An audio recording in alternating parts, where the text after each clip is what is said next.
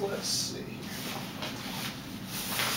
Here's my sleeping bag. This is a great sleeping bag. It's made by Western Mountaineering. It's a Ultralight 32-degree bag. Great bag, weighs in at about, on my scales, at about 19 ounces. This is a regular size 850 fill bag. Fantastic loft. Absolutely, I mean, I haven't heard anybody say anything bad about Western Mountaineering bags. They'll cost you a pretty penny, but they're great bags. Let's see. My rain gear. This is a Golite Virga. Anybody who wants a really light rain jacket for pretty cheap, you can get the 2008 version for like 40 bucks online. And they're breathable. They're pretty breathable. They're not real breathable, obviously, because no fabric is truly really breathable. But it's made of alchemy. Weighs about 7 ounces. Alright, let's see what else. These are my rain pants, really cheap, 40 bucks from Sierra Designs. They are incredibly warm because they do not breathe. So if it's summer and it's raining, I'm not going to put those on. I'm going to put my shorts on and just get wet. Those function as my pants and rain gear and things like that when it gets colder.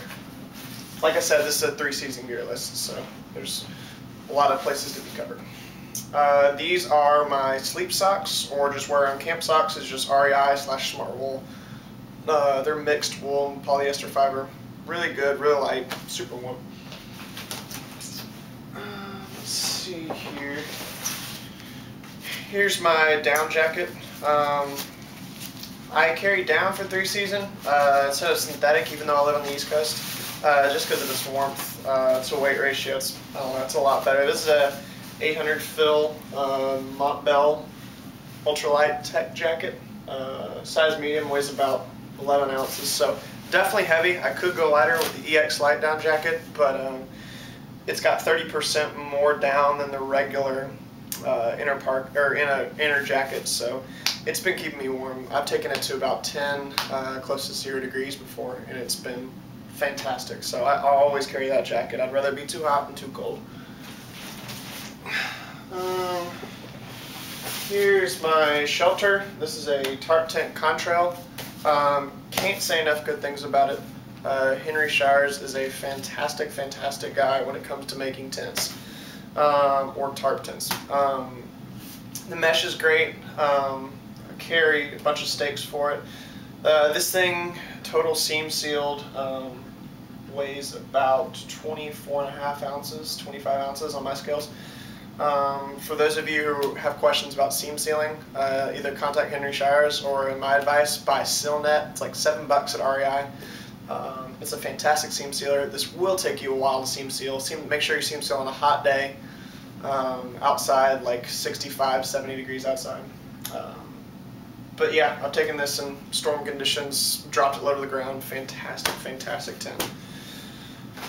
Let's see here. Go to the back of the pack. This is the net cover for my outdoor research. Sun hat, amazing hat, 2 ounces, can't beat it.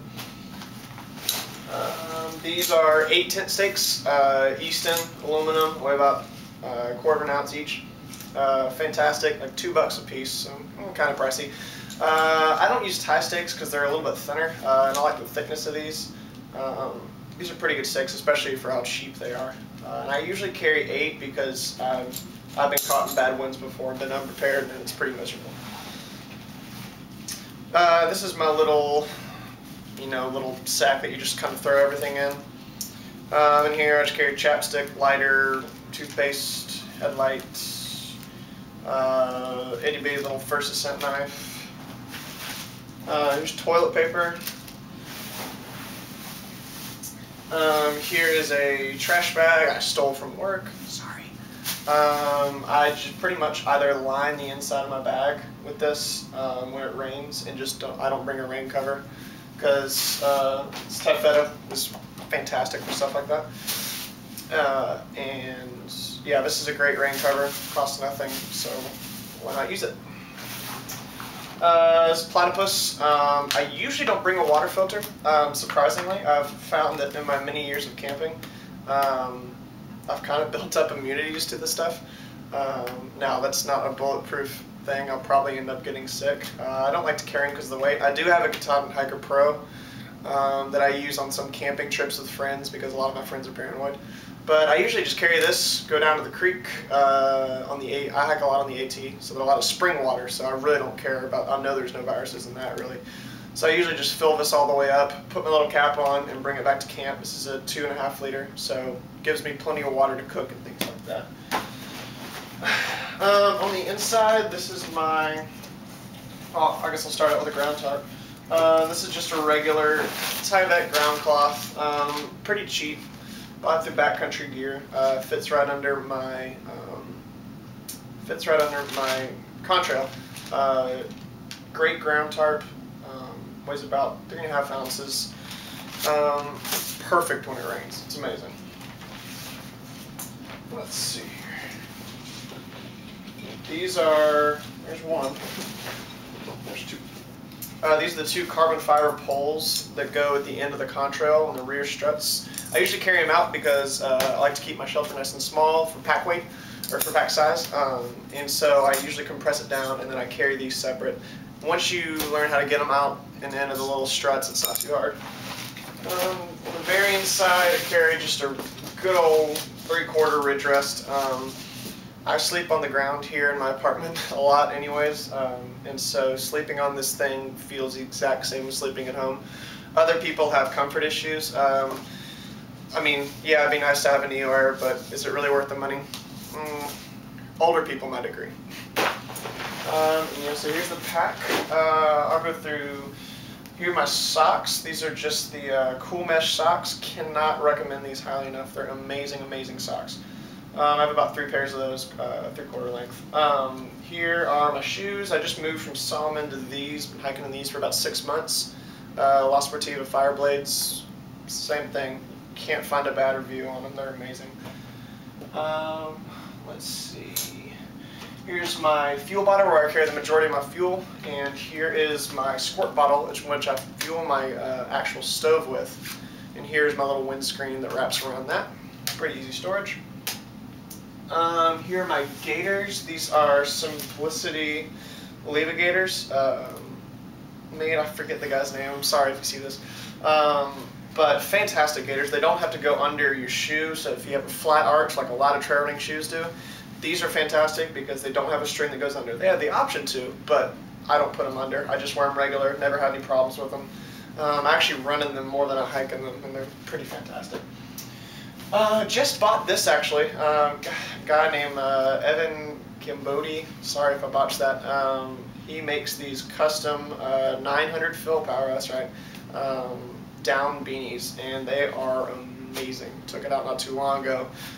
Super, super, super warm. Way less than an ounce. I mean, can't beat it. They're handmade. They're great, great, great. You can find those at blackrockgear.com, I believe. These are my poles. I'm most likely going to move to BPL trekking poles probably pretty soon here. But these are my Shocklight Ascent from REI poles. They have treated me so well. They're definitely heavier than the BPL poles because BPL is carbon fiber. But for the price, I like these poles a lot. Once I get enough money, I'll probably be buying the BPL poles though, because I've not heard any bad things about those poles. The rest of clothing, I carry a Patagonia Capilane 3 as a top. And then I carry these Nike running shorts as a bottom. And this kind of eliminates pants. In the wintertime or in the late fall, I never take these things off. I wear them to sleep, wear them when I'm hiking. These are fantastic. I love them. And that, I believe, is about it. Thanks for watching.